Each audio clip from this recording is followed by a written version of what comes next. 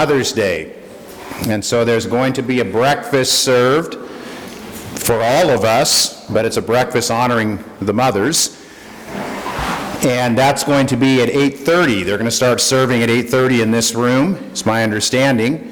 So come next week, but we won't be doing our normal morning.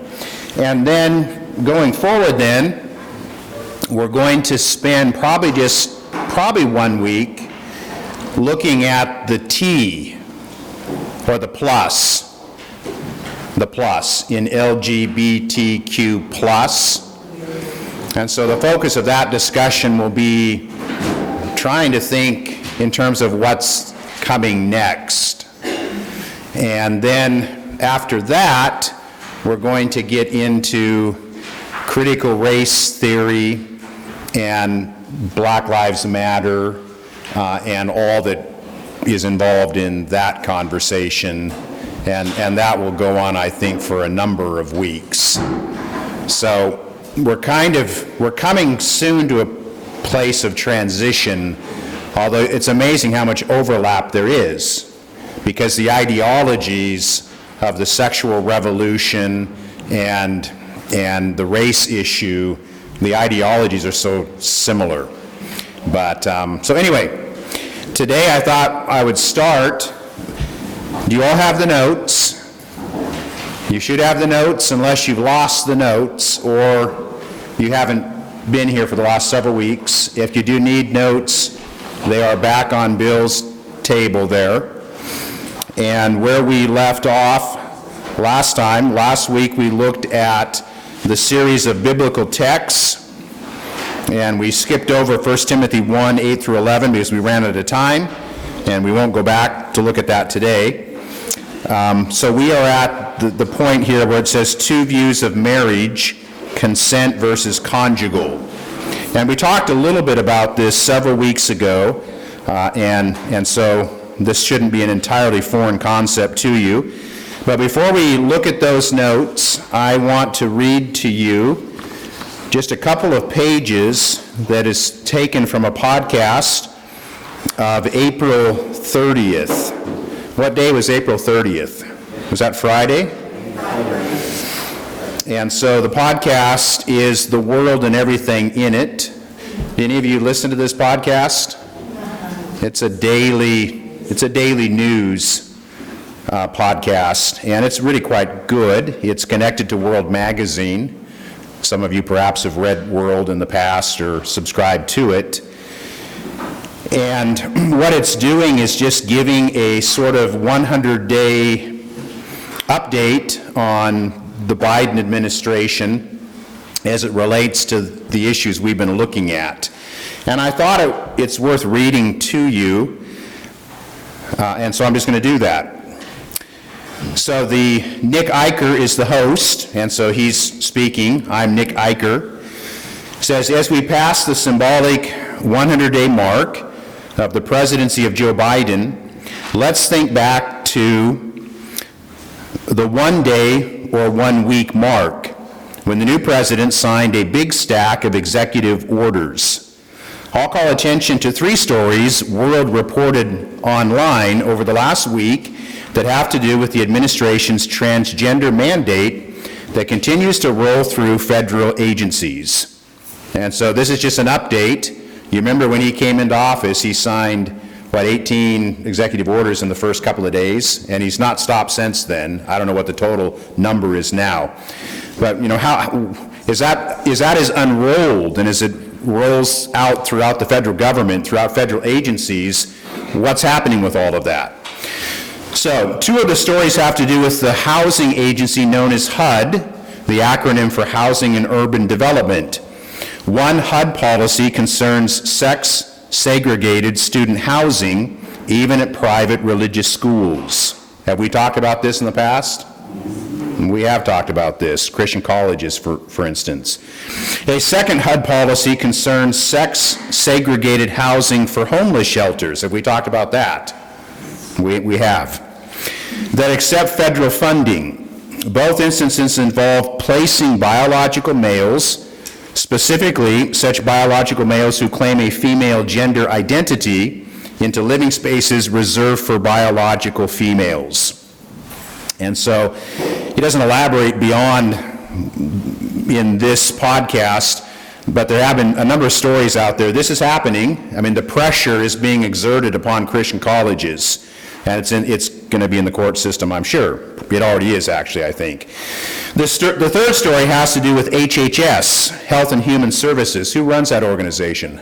Javier Becerra. Have we talked about him? Yeah. Who is Javier Becerra?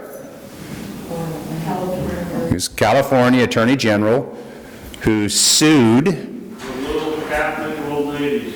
And he also, the organization that went undercover and was interviewing Planned Parenthood executives on their selling of fetal body parts. And then that was all revealed several years ago.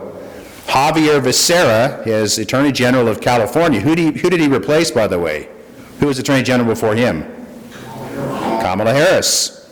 And she started that ball rolling, and he pursued it. They sued the reporters who were undercover, revealing the horrific practices of the Planned Parenthood executives. The same Javier Becerra who tried to force pregnancy care centers in California to put advertising in their buildings promoting abortion. That's like saying churches have to support Satanism. Isn't it? Really? That's an argument by analogy. Is that a good analogy? Yeah. I think it's a totally fair analogy. It's like saying Christians have to support atheism. To tell a pregnancy care center they have to advertise for abortions totally fundamentally undermines everything, every message that they are trying to present, their belief systems. Javier Becerra thought that that's a good idea. Let's pursue that. That's just so outrageous. So now he is running HHS. So the third story has to do with HHS, that massive agency that moved to strip religious conscience protections from Catholic hospitals. These protected religious hospitals who shielded doctors from having to perform gender transition procedures. Now the protections are gone. Now, I don't know what that means. I think there are probably other protections that Congress has put in place, but it's beginning a process of ripping away those protections. The HHS protections are gone. So 3 significant developments in just 1 week. Now, another speaker, her name is Brown. It's time now to welcome John Stonestreet. He's president of the Colson Center and host of the Breakpoint podcast. John, good morning. He says, good morning. Iker now is speaking. So maybe you were wondering how long before we started seeing the practical effects of the flood of President Biden's executive orders, and clearly we're seeing the effects now. But I was struck by these 3 stories popping up one after the other online at World. For you, John, another story related to this transgender thread, but it comes from Canada. A story about a prison of conscience, as his lawyer calls him. Now it says prison. I think they mean prisoner. This is a written transcript, right? So these are people talking, and then they rush the transcript out, so it might not be entirely perfect.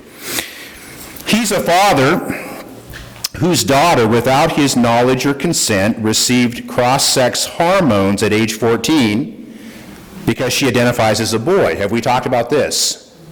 Not this particular case, but this situation, right?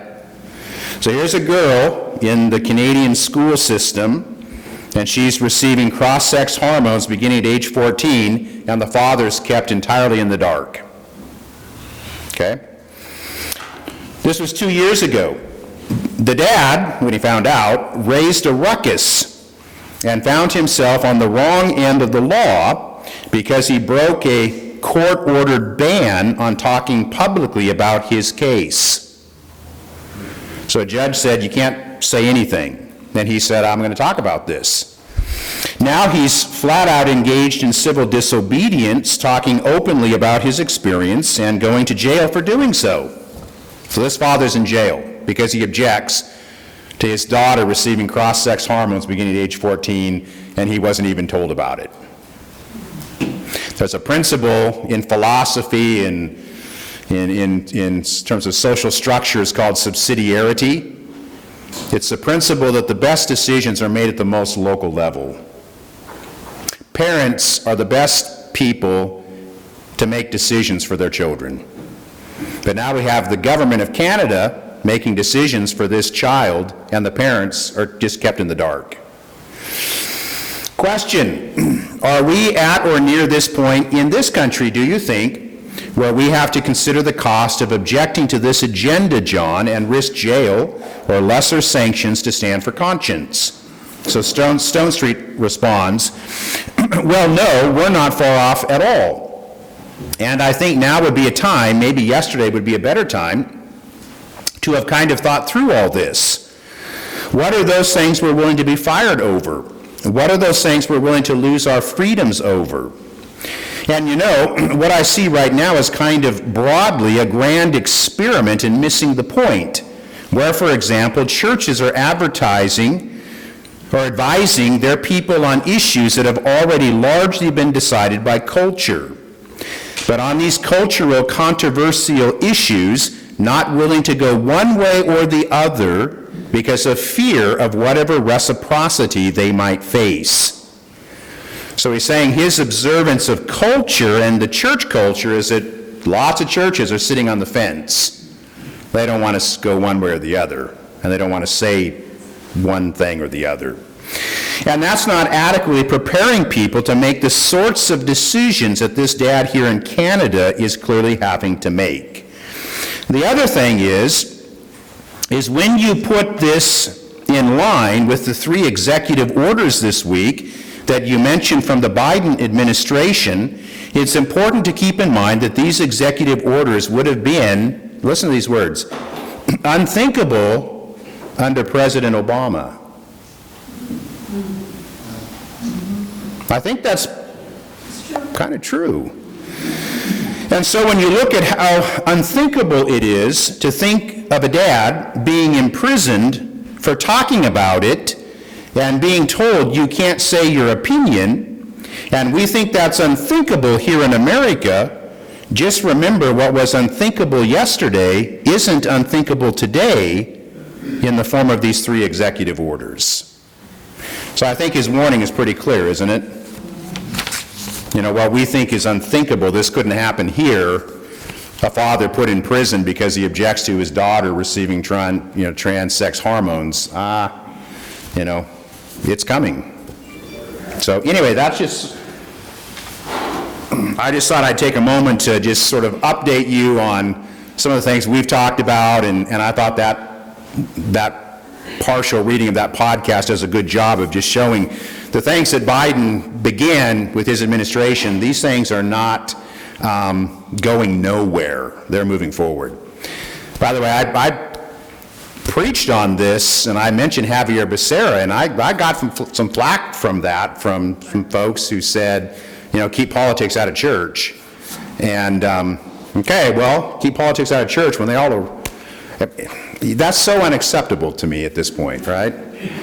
I mean, I'm doing this class in Sunday school rather than from the pulpit, because I do understand something of that perspective. My job as a preacher is to preach the Bible, and I do not feel it would be right for me to teach this the way I'm teaching it from the pulpit, because it's not word-centered. It's not preaching, and I'm called to preach. But there is a place to mention these issues from the pulpit, and anyway, let's move on. I'm now getting on a hobby horse, and I should be careful. So we are at 2 views of marriage, consent versus conjugal. And we did introduce this several weeks ago. And by way of review, the consent view of marriage, what is that? Anybody remember? When we say the consent view of marriage, what are we referring to? Okay. I think a couple of weeks ago I used this language, the romantic view of marriage. Does that help at all?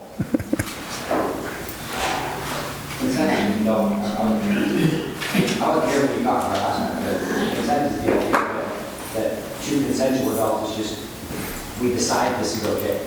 Yeah, we're trying to get down here a bit, to dig down, to get to the issue of what defines marriage. Marriage is more than one husband. Marriage is more than a romantic relationship. Okay, that's the point I was trying to make several weeks ago. Marriage is more than a consensual relationship between two people who are romantically involved with each other. Okay? Do you agree with that? Our culture, by the way, pretty much doesn't. I mean, the culture is now defining marriage as a consensual romantic relationship between two people. Now, by the way, the two people is in great peril. Okay? But right now, it's still, except in the state of Massachusetts, it's still two people. And in the state it is for the most part, but there's a couple of cities that have said it could be three or more. But right now, it's a romantic relationship between two people. It doesn't matter whether male or female, men, women, so same-sex marriage and so forth. But it's a romantic relationship between two people. Is that a sufficient definition for marriage? And if not, the culture says yes, but if we say no, well, why isn't that a sufficient definition for marriage? I think it's marriage between a man and a woman, not a man and a man. Okay. Well, let's just take the men thing out of it and say, is it sufficient for us as Christians to say that marriage is a consensual romantic relationship between a man and a woman? Is that a sufficient definition? And if not, why not? Because divorces are higher right now because people believe that. Because romance is going to not always be there, you have to work at it. Okay. Make marriage work. But I'm asking a fundamental question. What is the purpose of marriage? Why do people get married? Creating a family unit. To create a family unit. Okay, that's the piece of the definition that has been lost. Marriage is a consensual relationship that does involve romance, but under normal, ordinary circumstances, we realize it doesn't always happen for a variety of reasons, but under normal, ordinary circumstances, marriage also exists for the purpose of creating a family. And therefore, every one of us should have an interest in protecting marriage, because when we think about marriage, one of the fundamental questions we should be asking is, what is best for children? Is that a question that our culture asks? No. In many situations, I feel that gay marriage, children become accessories for people. And that is simply not a sufficient reason for having children, that they can accessorize your life. So if you go back far enough and deep enough in your understanding, you begin to recognize that culture has been structured in such a way to create families because children matter, and we need to create environments that best allow for the thriving of children. Does this now ring a bell a little bit? We talked about this several weeks ago. And I think I use as an example, so you have two women in a same-sex marriage, and they want to have a child, and can they have a child? First of all, can they reproduce? No. Is that possible? It's not possible, right? Because you need a male, you need sperm in order to reproduce. So what do? They get a sperm donor, right? So they go to a sperm bank and one of them is with child. And so they 9 months later, there's a child born. A boy or a girl, it doesn't matter. Is that fair to that child? And if it's not fair, why not? Because it doesn't Child have needs a father. a father and a mother. Yeah, that child has a right to a father and to know who that father is. And that child will never have a father and never know who that father is. Let me read to you something. I'm going to skip forward in my notes. I thought this was really interesting, and it's actually from the same podcast that I was reading from, a different day, but it is the same podcast, The World and Everything in It. And maybe this makes a point in a different way that's more intuitive, maybe can speak to some of you in a different kind of a way. It was at the very end of the podcast, and it was just a sweet story in a sense, but it's a troubling story as well. Myrna Brown is the host, and she says, well, we know that the young learn from the old. Is that true? Hopefully it's true, right? That's just not true for people, it's also true for birds too. But something's gone wrong for an endangered black and yellow bird species in Australia, the regent honeyeater. Have you watched some of these nature shows where, you know, you've got the birds and the male birds and how they carry on? What's that? I mean, they fluff up their feathers. They're trying to attract a mate, right? And they're dancing around, and it's really quite entertaining to watch all this. And so it depends on the species, but some of them sing, others dance, and they know how to project their feathers in such a way that it attracts the female. Okay, so there's a bird species in Australia, and it's a songbird. The males are not learning the love song they need to sing to attract the females. That's the mating song, the one that'll please the females. The males have to learn it from the father birds. But when young males don't have proper role models, they learn the wrong songs from the wrong birds. I'm not a good whistler. In the podcast, they actually, they would break in and you'd listen to the birds actually singing the right song and then a bird singing the wrong song. Like, I can't do it, right? You've heard guys whistle girls, right? I mean, that's not appropriate actually. But, so these birds, they haven't learned the song. And so they're singing the wrong song. Whose phone is that? No. Yeah. And the lady regent honeyeaters, they're just not impressed with that. So on the podcast, they birds singing the wrong song, and the ladies just are not impressed. So no baby birds are being made. Now here's the problem. Only a few hundred of these birds remain, so it is a serious problem. Scientists are experimenting with birds bred in captivity and playing the right songs captured on tape. Okay?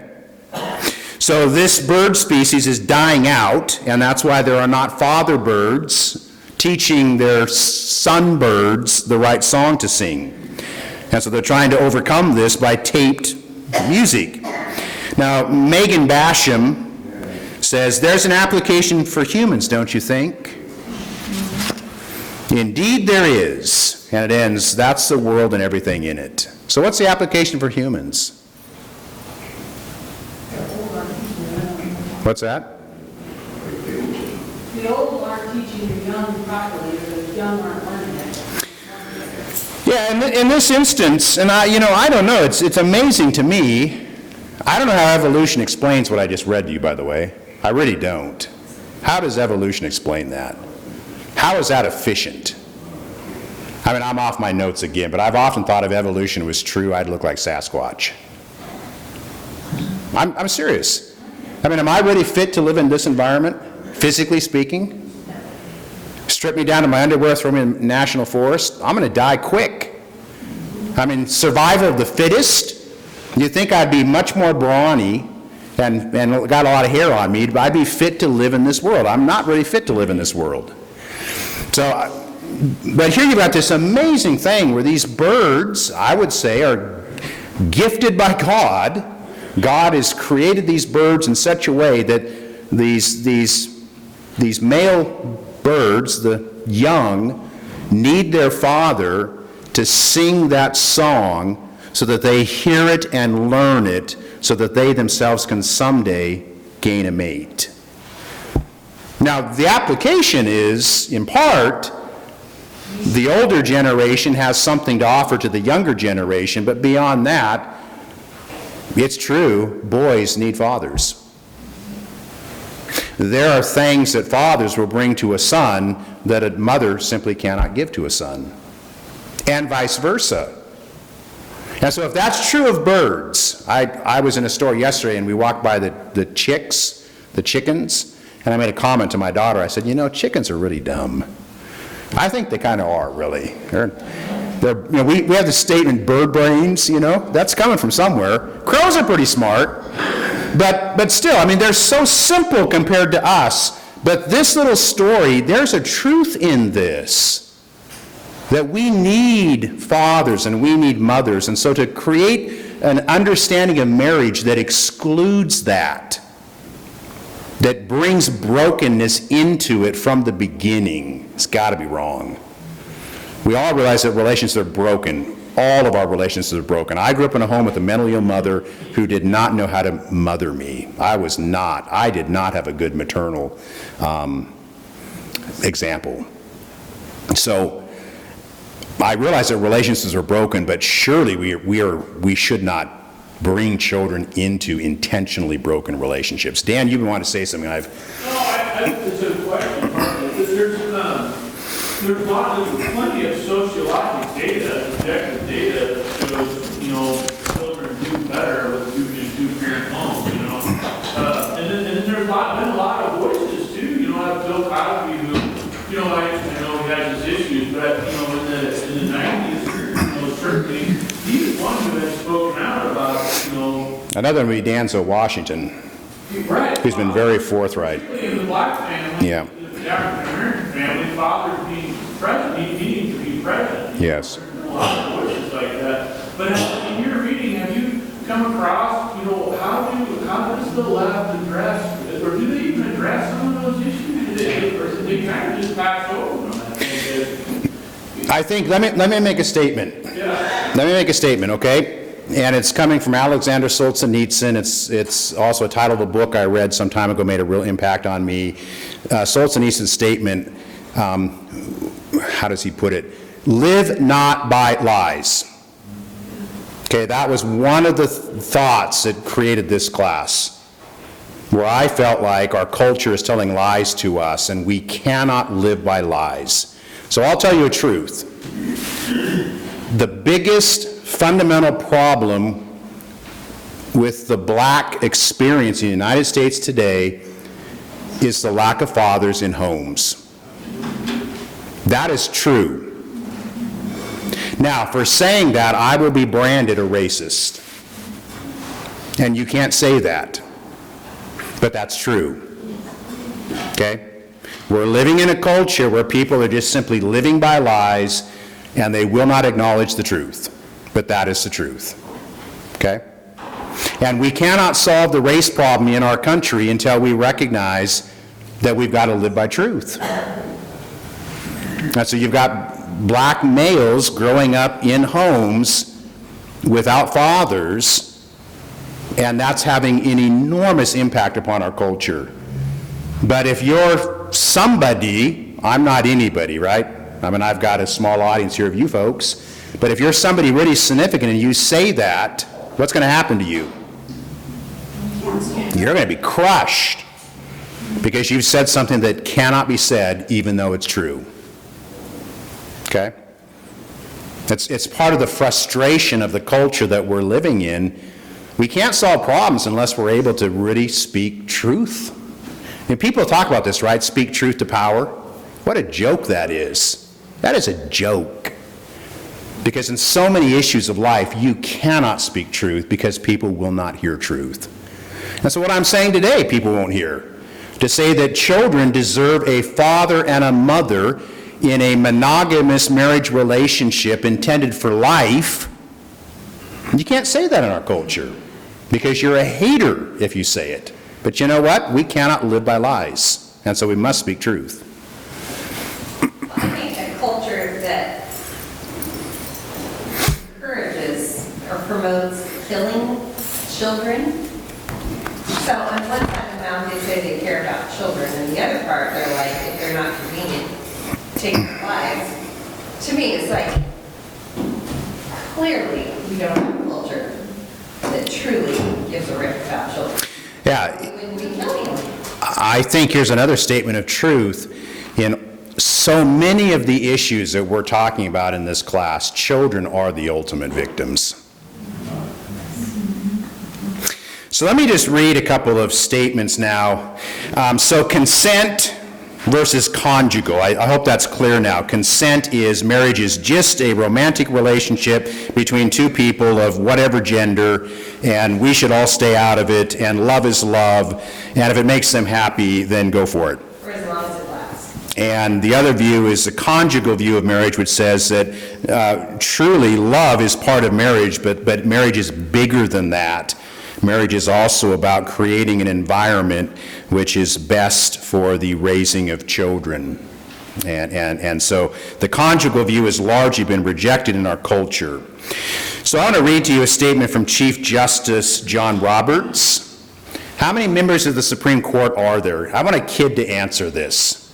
How many members on the Supreme Court? 9. Who answered that? That's the right answer. How many current Supreme Court justices lean liberal? I just said, 3. 3. Depending on how Plus Robert's. the chief. Yes. Plus the chief. Yeah. Generally speaking, people would say there are 3 liberals on the court right now. And generally speaking, people would say there are 6 conservatives on the court right now. But, as some of you pointed out, John Roberts is sort of unreliably conservative. And so he's not exactly the swing vote, because even if he goes with the liberals, there's still, if the other 5 hold together, there's still 5. But, and of course, the Supreme Court determines the constitutionality of laws. And so they're extraordinarily important. I'm taking just a moment to talk about civics because I don't know how much civics is taught anymore, and I think it's important for you to understand this. We have 3 branches of government, right? The legislative branch of the Senate and the House, they pass laws. The executive branch, the president, and the bureaucracy of the executive branch, they enforce laws.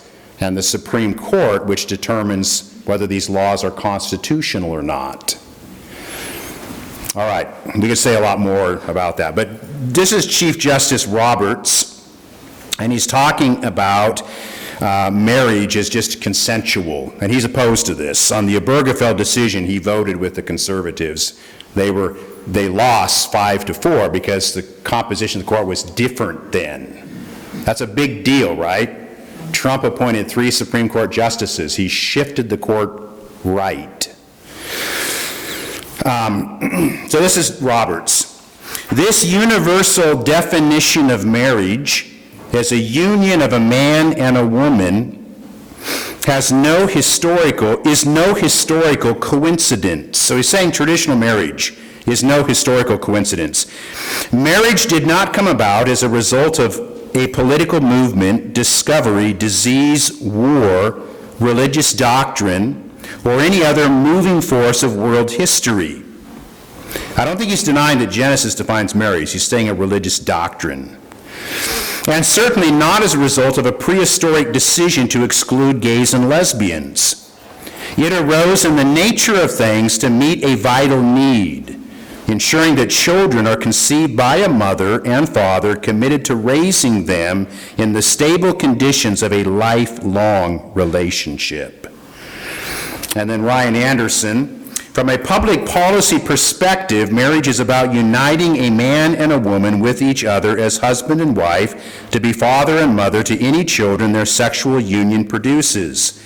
Marriage is based upon the anthropological truth that men and women are complementary, the biological fact that reproduction depends on a man and a woman, and the social reality that children deserve a mother and a father. Did you hear what he said? He said three things. There's an anthropological reality that men and women are complementary. That means they're not the same. They bring different skill sets into marriage and into family. The biological fact that reproduction depends on a man and a woman.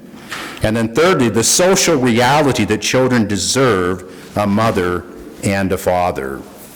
Let me now read from Bradford Wilcox in his, this is Irreconcilable Differences, What Social Sciences Show Us About the Complementarity of the Sexes in Parenting.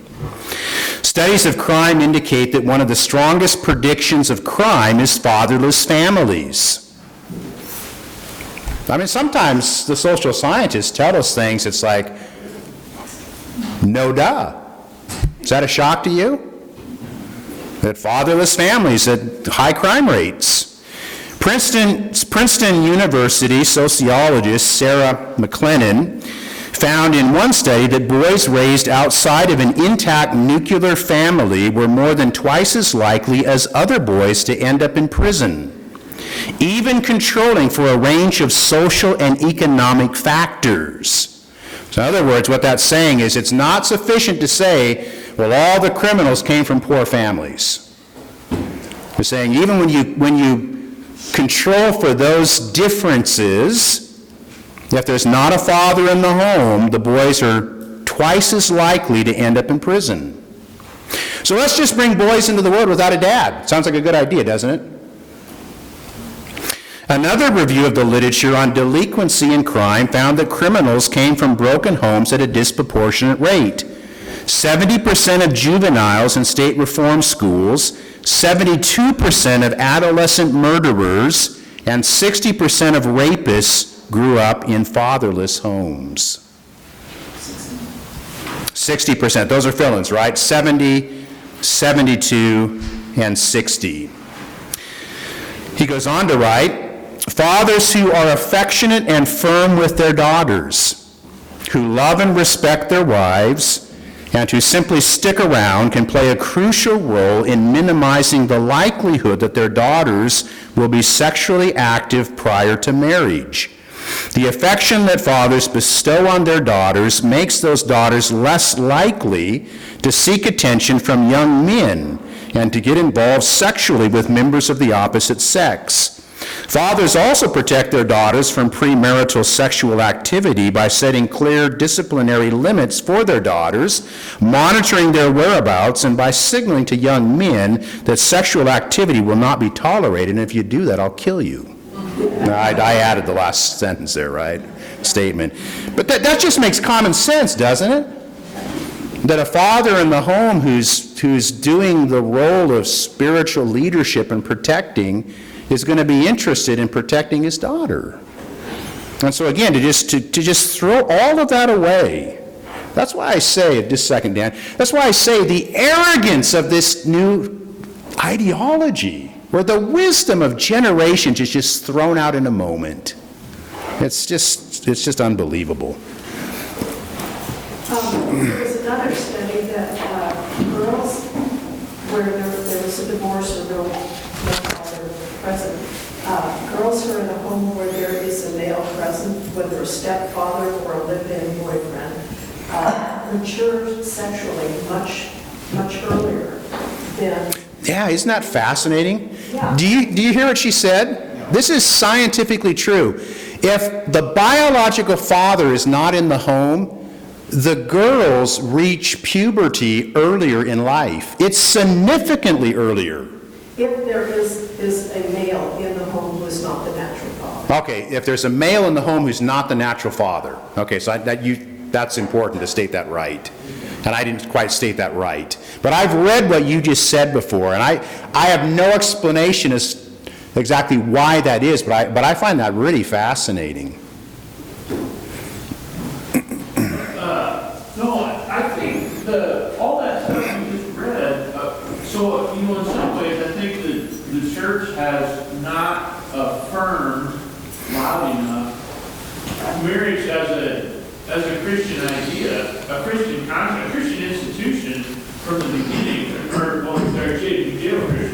from the standpoint of, there's many heterosexual marriages that are not marriage in the way it was intended, right? Yes. They're civil union, because marriage, this idea of creating a family unit involves all of those things that you just read, where, fathers and mothers are, acting, raising children in a way that allows them to flourish, right?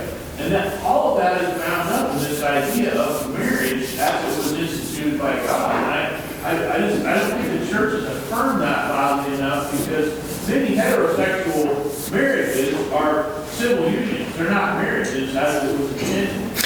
Yes, and so the church has done a very poor job of just creating a healthy marriage culture.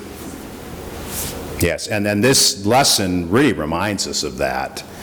I mean, we haven't done a good job of even talking about what marriage is. I mean, we're doing that today. Because it involves roles, husband and wife roles, too. And that's also huge, actually, right? I mean, our culture is so afraid, the church is afraid to talk about husband and wife roles and what a healthy, when we've all seen very unhealthy ways of husband and wife relationships in marriage, right? Yeah.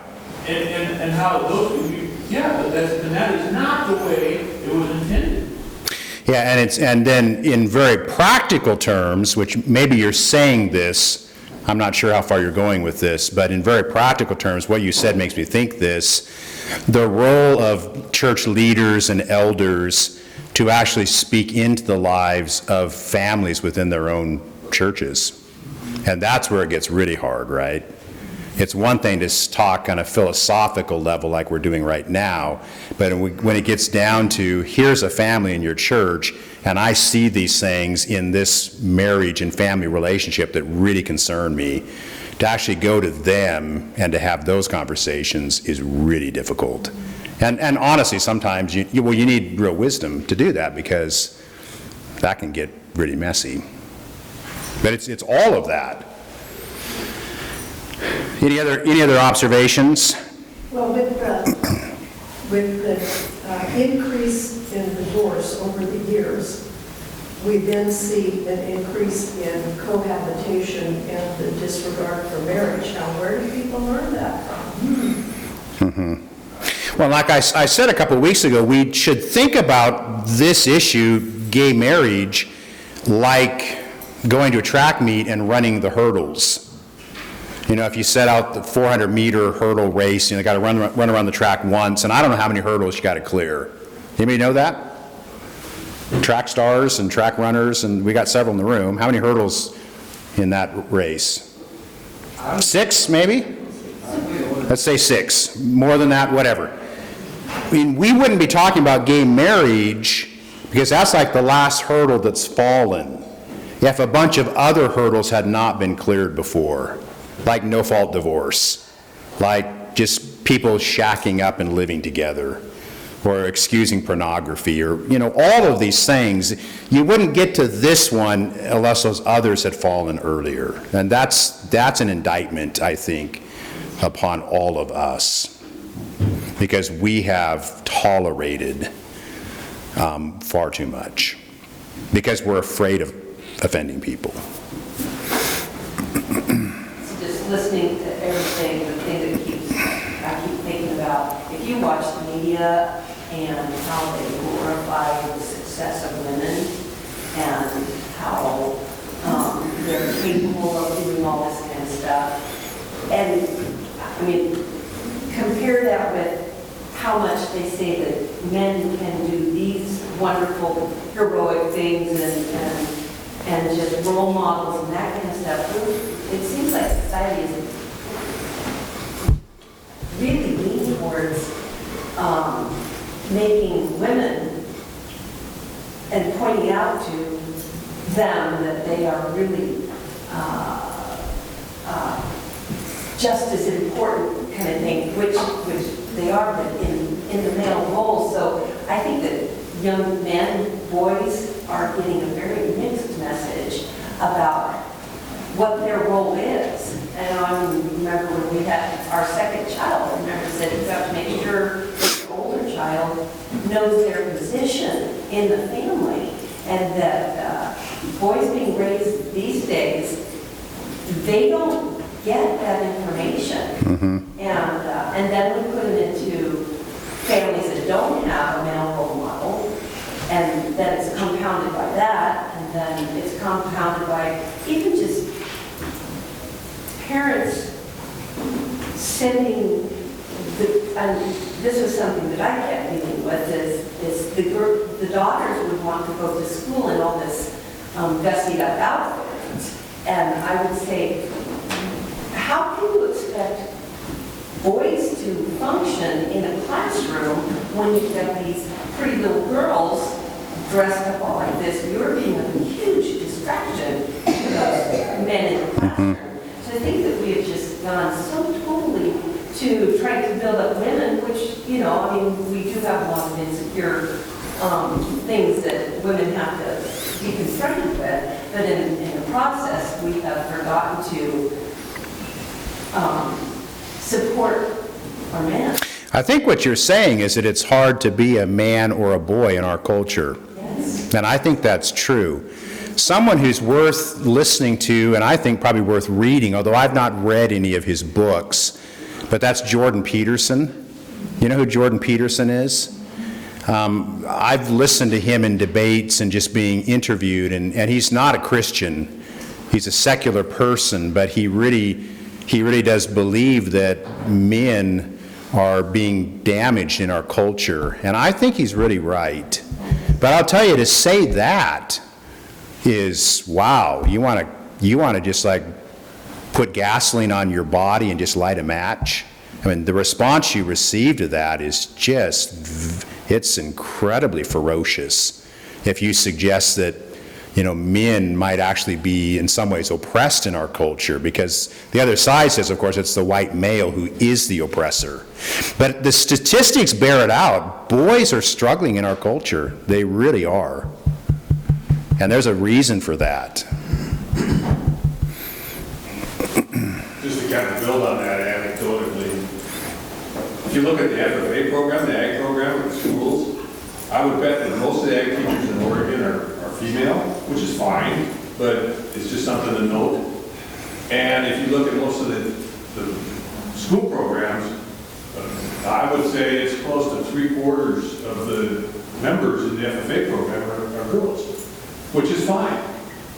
But it's always, you know, the last 20 years I've wondered, what's the difference there? Yeah, well, and also you have... Everybody's not as aggressive, and that's not a farming program anymore, like it used to be when I was in it. You know, it was pretty hardcore farming, and it's not that anymore.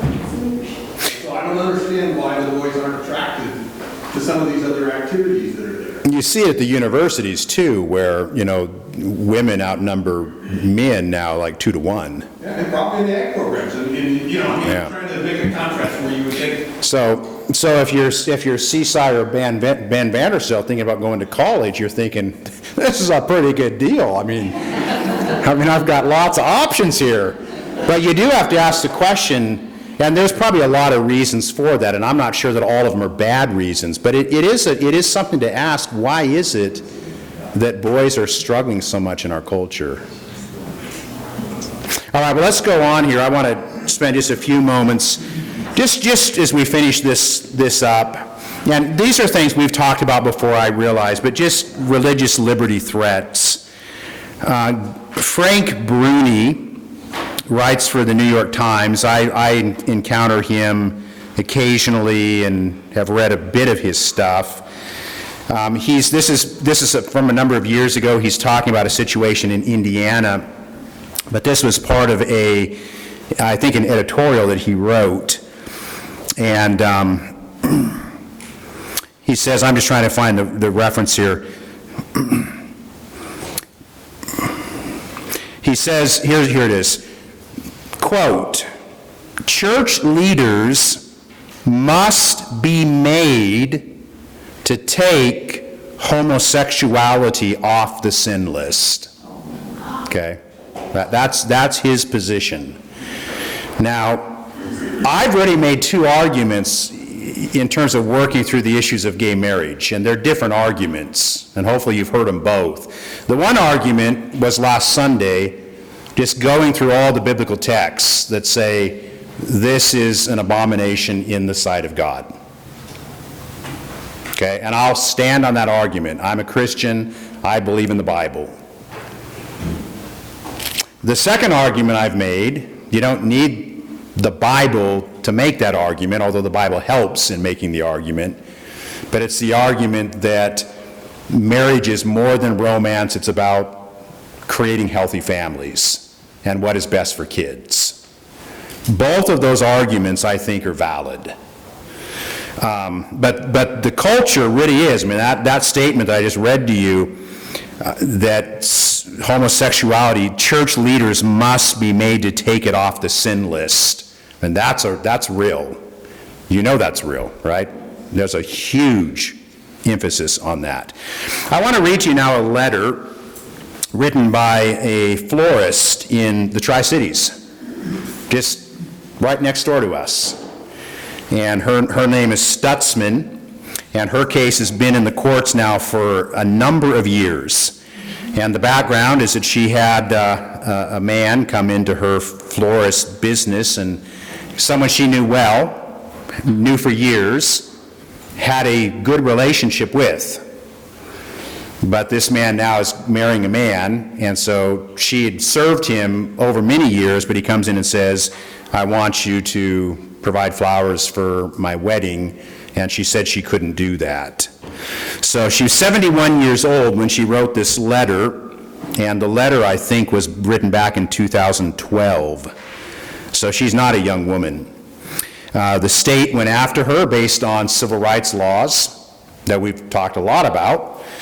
The state offered to terminate the case against the florist if she agreed to pay a $2,001 fine and in the future provide services to same-sex weddings. And the state thought, the Attorney General of the state of Washington at that time thought he was being very enlightened to offer her an out. You know, $2,001 fine and just change your ways, and in the future provide services for same-sex weddings, and we'll let it go. So she wrote back the following letter saying why she could not do that. So I want to read that letter to you. Again, at that time written by a 71-year-old woman. This is still in the courts, and she's probably mid to later 70s now. As you can imagine, it has been mentally and emotionally exhausting to be at the center of this controversy for nearly 2 years. And of course, it's a lot longer now. I never imagined that using my God-given talents and abilities and doing what I love to do for over 3 decades would become illegal. Our state would be a better place if we respected each other's differences and our leaders protected the freedom to have those differences. Since 2012, same-sex couples all over the state have been free to act on their beliefs about marriage. But because I follow the Bible's teaching that marriage is the union of one man and one woman, I'm no longer free to act on my beliefs. Your offer reveals that you really don't understand me or what this conflict is all about. It's about freedom, not money. I certainly don't relish the idea of losing my business, my home, and everything else that your lawsuit threatens to take from my family, but my freedom to honor God in doing what I do best is more important. Washington's Constitution guarantees us freedom of conscience in all matters of religious sentiment. That's a quote. The Constitution, quote, freedom of conscience in all matters of religious sentiment. I cannot sell that precious freedom. You are asking me to walk in the way of a well-known betrayer, one who sold something of infinite worth for 30 pieces of silver. That is something I will not do. I pray that you reconsider your position. I kindly served Rob, one of the gay men, for nearly a decade and would gladly continue to do so. I truly want the best for my friend. I've also employed and served many members of the LGBT community, and I will continue to do so regardless of what happens with this case. You choose to attack my faith and pursue this not simply as a matter of law, but to threaten my very means of working, eating, and having a home. If you are serious about clarifying the law, then I urge you to drop your claims against my home, business, and other assets. As of 2021, her case is still not resolved. So, and one more statement, then we're done. This is, if you can listen to this is really extraordinary. John Crevino, professor of philosophy at Wayne State University. So he's a leading edge thinker. He's laying the groundwork for dignitary harm to replace material harm as a legal standard for prosecution and punishment by the state.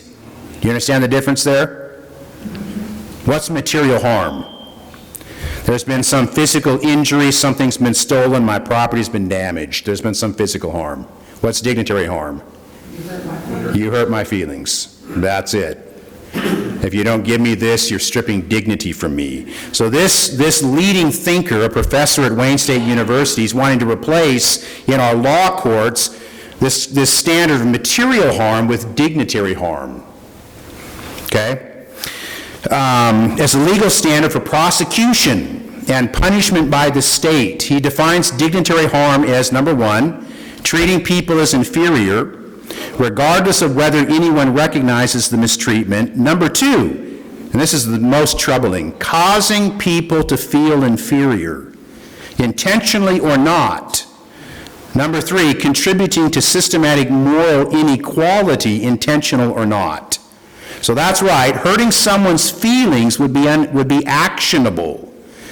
Today, if you dare to argue that differences between men and women are essential and complementary in marriage and family, or that marriage is linked intrinsically to procreation, which requires male and female, or that children need the loving care of both mothers and fathers, who being essential, yet different strength bringing to parenting, you might expect to be accused of causing someone dignitary harm.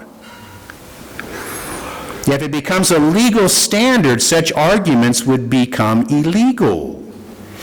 If you argue that the male-female binary objectively exists and isn't a matter of choice, that you are not assigned a sex at birth but are born either male or female with distinct biological, physiological, and psychological difference, that must be acknowledged and respected, you might go to jail. Do you understand what he's saying? He's basically saying that everything we've talked about today, if this person got their will, and lawsuits would be based on dignitary harm, I would be sued. Because someone would say, well, you've stripped dignity from me by the things you've said today. Freedom of speech is just gone in that world. It occurs to me that that's just legalizing the phrase in the Bible, everyone did what was right in their own eyes. Yeah. That's putting legal structure around that concept. Yeah. When I go to someone's house that's cleaner than mine, I feel insecure. So, I don't know, do we outlaw housekeeping? I don't know. Where do you stop this? If anything that makes me feel insecure has got to be illegal, never mind the fact that maybe I just need to go home and clean up my own dump. You know, it's like, it's crazy. Yeah. By the way, one thing that was really interesting this week is that the person we call Caitlyn Jenner came out and said that trans girls, biological boys, should not be allowed to compete in sports against girls because it's not fair. Wow. Now, this is the most prominent transgender person in America, It'll be really interesting to see this week what happens in response to that. Will he be vilified? Yes. I suspect he will be, or she will be. See how difficult this is, right? Because I remember Bruce Jenner, he won the Olympics, right? It'll be very interesting to see what the implications and fallout from that are. He already has it. Has he? Yeah.